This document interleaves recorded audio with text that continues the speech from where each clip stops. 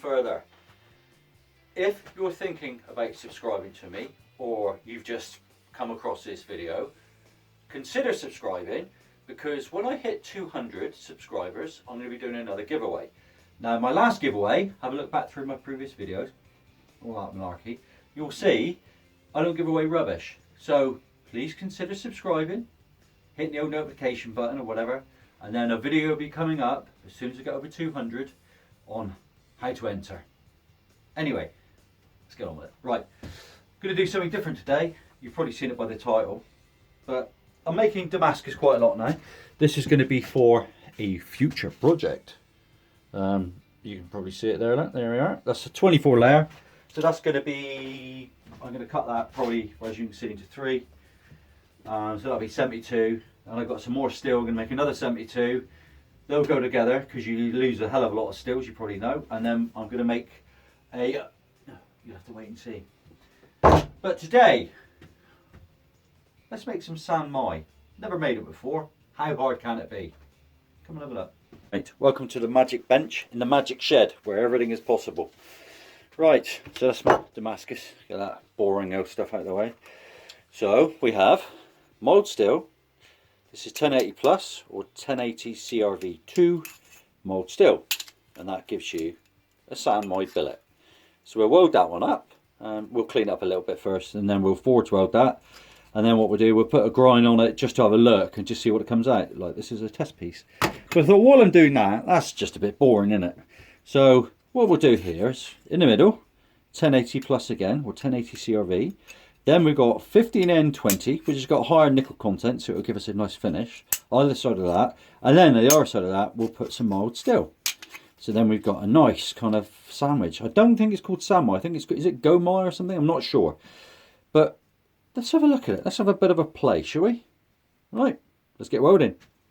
Right, I said we were going to go welding, but before you weld this stuff, really, you want to clean it, don't you? So as you can see, just gone over it with a 60 grit. That's going to be the outside. That's going to be the outside. That's your 1080 in the middle. They go like that. Bob's your uncle. Give it a clean in acetone now, which I'm not going to bore you with. We'll give it all a good clean up, and then we'll weld it all together. There we go.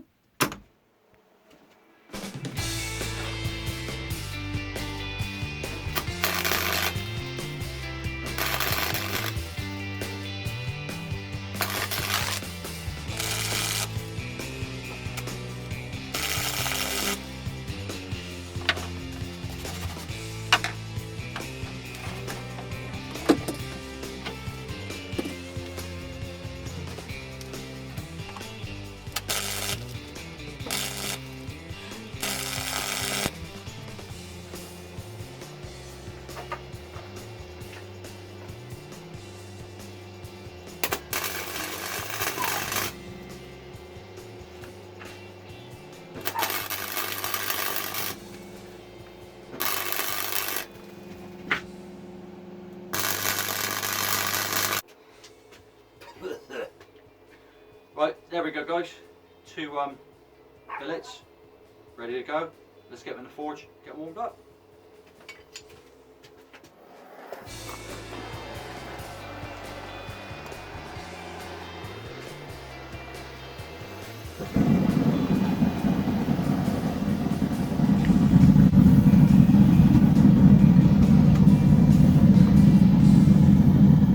Right, I'm going to do one at a time. I know I could put both in the forge at the same time, but as this is an experiment, I'm going to take my time. I'm going to be using borax for flux, which obviously helps to prevent any oxidization with inside the little billet, if you call it a 3-layer billet. So we'll get this one in now, and then what I'll do is I'll use the flux several times before I go to do the forging on the forge press over there.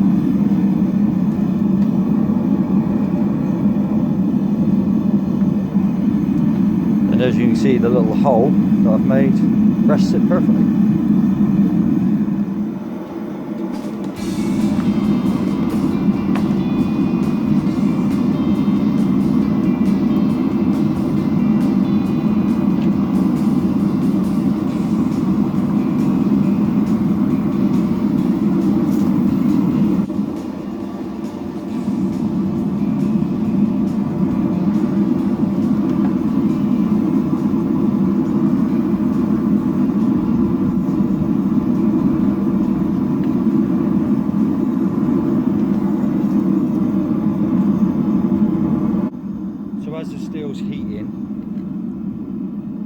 tend to flux probably more than I need to, but it seems to work, and I'm getting pretty good results with Damascus and stuff, so that's what I'm trying to do. So I'll let it get hotter again, I'll give it another flux, and then we'll go and weld it.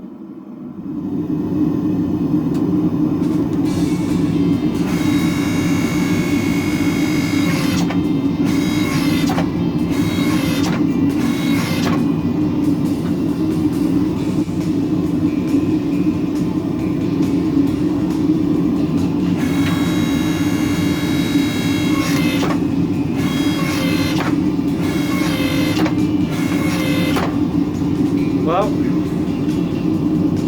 think it's probably welded, but we'll do a bit more, stretch it out a bit and have a look.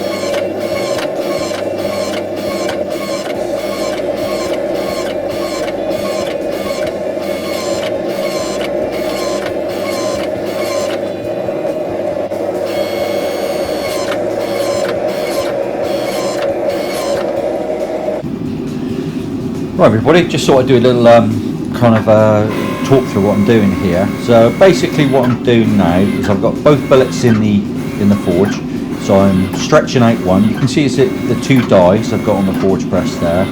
The bottom die stretches out the steel, as you can see, and then the top die, which is flat plates, will actually flatten out again, so if that makes sense.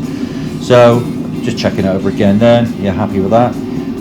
Taking off any of the crap that's on the billet, and then as you can see I'll take the next billet out in a minute and carry on. Like I said, I didn't do it to start with because I thought it would be easier to go on it one at a time, but once I've got the feel of it, it's a lot easier like this, and obviously with the price of gas etc you're saving a lot of time, and then you can see it's working quite well, and especially my little forge press there, which if any of you are interested is an old log splitter, which I converted into a press, and there is a video somewhere about it. But there you go guys, that's the process of doing it, and you just repeat until you get it where you want.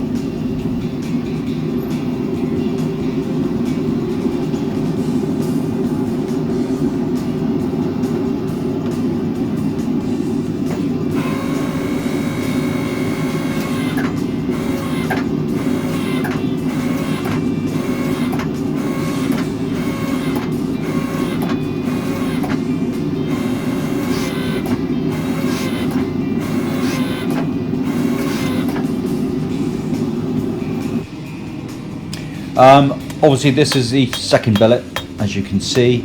I started forging it, I just forgot to record it, to be honest with you, but this is one that will be in part 2.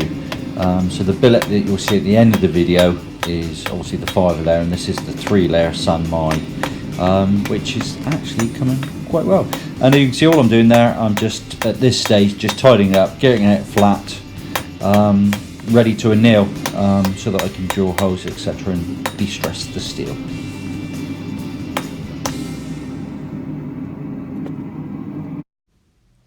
Right everybody, as you can see, the billet with the 5 layers, that's the mild steel, the 15N20 and the 1080. This is one I've kind of only done it roughly with 60 grit, but as you can see we've got some very good defined layers there, and to be honest with you, I'm pretty pleased with that. Now the other billet I made into a knife, but you'll have to come back to see that in part 2. So I hope you enjoyed it. Please consider subscribing, and I'll see you soon.